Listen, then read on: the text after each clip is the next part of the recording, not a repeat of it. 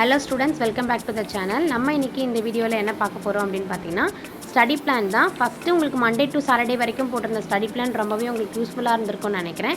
இன்னைக்கு நம்ம ஃபாலோ பண்ணக்கூடியது என்ன அப்படினா ஸ்டடி பிளான்ல மெயினா தமிழ் தான். ஸோ 12th ஸ்டாண்டர்ட் ஸ்டூடெண்ட்ஸ்க்கு இன்னும் எக்ஸாம் ரொம்ப நாள் இல்லை, கொஞ்ச நாள் தான் இருக்குது. இந்த இருக்கிற டைமில் நீங்கள் ரொம்பவே கான்ஷியஸாக படிக்கணும். பிகாஸ் ஏன் அப்படின்னா லாஸ்ட் வீக் கொடுத்த தமிழில் நீங்கள் ஏதாவது பெண்டிங் வச்சுருந்தீங்க அப்படின்னா இந்த சாட்டர்டேக்குள்ளே நீங்கள் அதை முடிக்க பாருங்கள். பிகாஸ் ஏன் அப்படின்னா உங்களுக்கு எக்ஸாம் எக்ஸாக்டாக 20 to 25 டேஸ்க்குள்ளே தான் இருக்கும். அதுக்குள்ளே இப்போ இருக்கிற டைமை நீங்கள் ரொம்பவே வேல்யூபிளாக யூஸ் பண்ணணும்.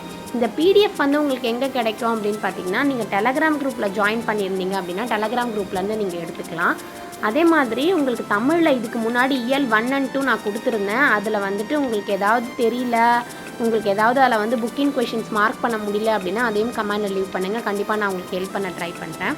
இன்றைக்கி நம்ம தமிழில் இயல் 3 and 4 தான் பார்க்க போகிறோம். Day 7க்கான பிளான். இதில் குருவினால் மொத்தம் 8 குருவினா இருக்குது, சிறுவினால் மொத்தம் 8 சிறுவினா இருக்குது, நெடுவினால் 6 நெடுவினா இருக்குது. இதில் ஏன் அப்படின்னா இந்த இயல் 3 and 4 ரொம்ப ரொம்ப ரொம்ப இம்பார்ட்டண்ட்டான ஒரு சாப்டர். இது ரெண்டுமே இதில் எதையுமே நம்மளால் ஒமிட்டே பண்ண முடியாது. கண்டிப்பாக இதுலேருந்து கொஷின்ஸ் குருவினா சிறுவினா நெடுவினாலையும் கேட்பாங்க. அதுக்கு தான் உங்களுக்கு இதில் நான் நிறைய கொஷின்ஸ் கொடுத்துருக்கேன்.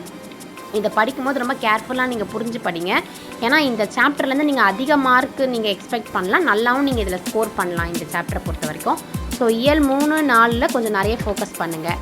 வேறு ஏதாவது டவுட் இருந்தது அப்படின்னா கண்டிப்பாக கமெண்டில் லீவ் பண்ணுங்கள். உங்களோட ஃப்ரெண்ட்ஸ் அண்ட் ரிலேட்டிவ்ஸ் யாராவது 10th, 11th and 12th இருந்தால் அவங்களுக்கும் இந்த வீடியோவை ஷேர் பண்ணுங்கள்.